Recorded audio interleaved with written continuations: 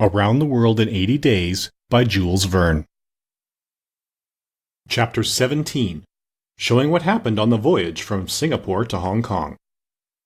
The detective and Passepartout met often on deck after this interview, though Fix was reserved and did not attempt to induce his companion to divulge any more facts concerning Mr. Fogg. He caught a glimpse of that mysterious gentleman once or twice, but Mr. Fogg usually confined himself to the cabin, where he kept Aouda company, or, according to his inveterable habit, took a hand at whist. Passepartout began very seriously to conjecture what strange chance kept Fix still on the route that his master was pursuing. It was really worth considering why this certainly very amiable and complacent person, whom he had first met at Suez, had then encountered on board the Mongolia, who disembarked at Bombay, which he announced as his destination, and now turned up so unexpectedly on the Rangoon, was following Mr. Fogg's tracks step by step. What was Fix's object? Passepartout was ready to wager his Indian shoes, which he religiously preserved, that Fix would also leave Hong Kong at the same time with them, and probably on the same steamer. Passepartout might have cuddled his brain for a century without hitting upon the real object which the detective had in view. He never could have imagined that Phileas Fogg was being tracked as a robber around the globe. But, as it is in human nature to attempt the solution of every mystery, Passepartout suddenly discovered an explanation of Fix's movements, which was in truth far from unreasonable. Fix, he thought, could only be an agent of Mr. Fogg's friends at the Reform Club, sent to follow him up, and to ascertain that he really went round the world as had been agreed upon. "It's clear," repeated the worthy servant to himself, proud of his shrewdness. "He's a spy sent to keep us in view. That isn't quite the thing either to be spying Mr. Fogg, who is so honourable a man. Ah, gentlemen of the Reform, this shall cost you dear." Passepartout, enchanted with his discovery, resolved to say nothing to his master, lest he should be justly offended at this mistrust on the part of his adversaries. But he determined to chaff Fix, when he had the chance, with mysterious allusions, which, however, need not betray his real suspicions. During the afternoon of Wednesday, 30th October, the Rangoon entered the Strait of Malacca, which separates the peninsula of that name from Sumatra. The mountainous and craggy islets intercepted the beauties of this noble island from the view of the travelers. The Rangoon weighed anchor at Singapore the next day at 4 a.m. to receive coal, having gained half a day on the prescribed time of her arrival. Phileas Fogg noted this gain in his journal, and then, accompanied by Aouda, who betrayed a desire for a walk on shore, disembarked. Fix, who suspected Mr. Fogg's every movement, followed them cautiously, without being himself perceived, while Passepartout, laughing in his sleeve at Fix's maneuvers, went about his usual errands. The island of Singapore is not imposing in aspect, for there are no mountains, yet its appearance is not without attractions. It is a park checkered by pleasant highways and avenues. A handsome carriage, drawn by a sleek pair of New Holland horses, carried Phileas Fogg and Aouda into the midst of rows of palms with brilliant foliage, and of clove trees, whereof the cloves form the heart of a half-open flower. Pepper plants replaced the prickly hedges of European fields. Sago bushes, large ferns with gorgeous branches, varied the aspect of this tropical clime, while nutmeg trees in full foliage filled the air with a penetrating perfume. Agile and grinning bands of monkeys skipped about in the trees, nor were tigers wanting in the jungles. After a drive of 2 hours through the country, Aouda and Mr. Fogg returned to the town, which is a vast collection of heavy-looking irregular houses, surrounded by charming gardens rich in tropical fruits and plants, and at 10 o'clock they re-embarked, closely followed by the detective, who had kept them constantly in sight.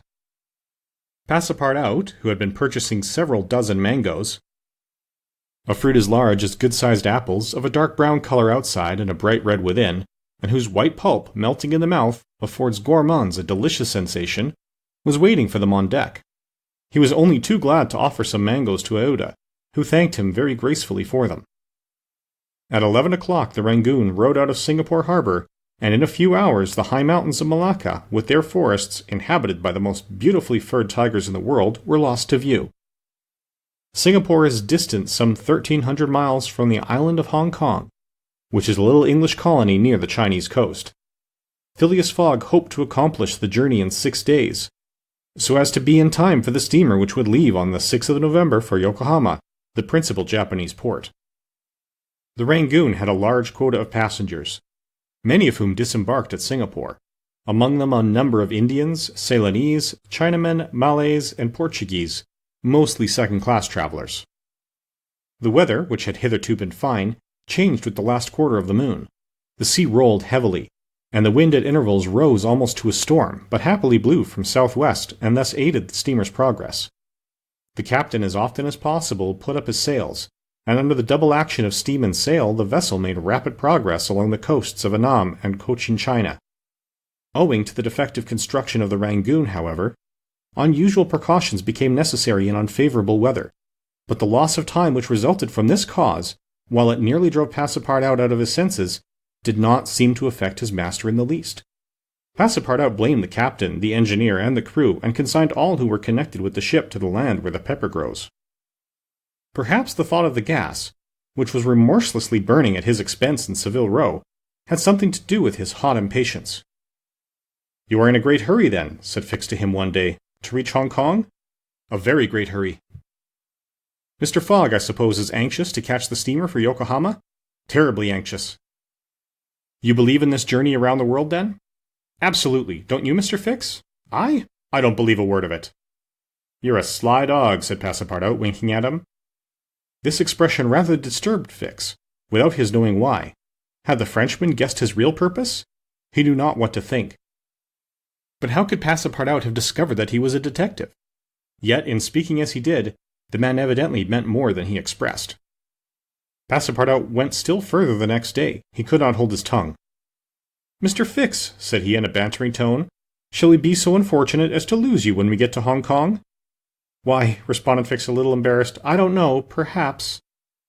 "Ah, if you would only go on with us. An agent of the Peninsular Company, you know, can't stop on the way. You were only going to Bombay, and here you are in China. America is not far off, and from America to Europe is only a step." Fix looked intently at his companion, whose countenance was as serene as possible, and laughed with him. But Passepartout insisted in chaffing him by asking him if he made much by his present occupation. "Yes and no," returned Fix. "There is good and bad luck in such things, but you must understand that I don't travel at my own expense."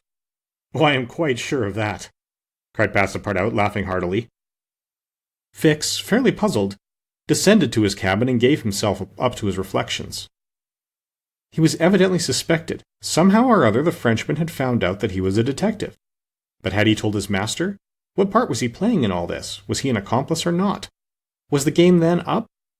Fix spent several hours turning these things over in his mind, sometimes thinking that all was lost, then persuading himself that Fogg was ignorant of his presence, and then undecided what course it was best to take. Nevertheless, he preserved his coolness of mind, and at last resolved to deal plainly with Passepartout. If he did not find it practicable to arrest Fogg at Hong Kong, and if Fogg made preparations to leave that last foothold of English territory, he, Fix, would tell Passepartout all. Either the servant was the accomplice of his master, and in this case the master knew of his operations, and he should fail, or else the servant knew nothing about the robbery, and then his interest would be to abandon the robber. Such was the situation between Fix and Passepartout. Meanwhile, Phileas Fogg moved about above them in the most majestic and unconscious indifference. He was passing methodically in his orbit around the world, regardless of the lesser stars which gravitated around him. Yet there was nearby what the astronomers would call a disturbing star, which might have produced an agitation in this gentleman's heart. But no, the charms of Iota failed to act, to Passepartout's great surprise, and the disturbances, if they existed, would have been more difficult to calculate than those of Uranus which led to the discovery of Neptune. It was every day an increasing wonder to Passepartout, who read in Iota's eyes the depths of her gratitude to his master. Phileas Fogg, though brave and gallant, must be, he thought, quite heartless. As to the sentiment which this journey might have awakened in him, there was clearly no trace of such a thing, while poor Passepartout existed in perpetual reveries. One day he was leaning on the railing of the engine-room, and was observing the engine, when a sudden pitch of the steamer threw the screw out of the water. The steam came hissing out of the valves, and this made Passepartout indignant. "The valves are not sufficiently charged," he exclaimed. "We are not going. Oh, these English! If this was an American craft, we should blow up, perhaps, but we should at all events go faster."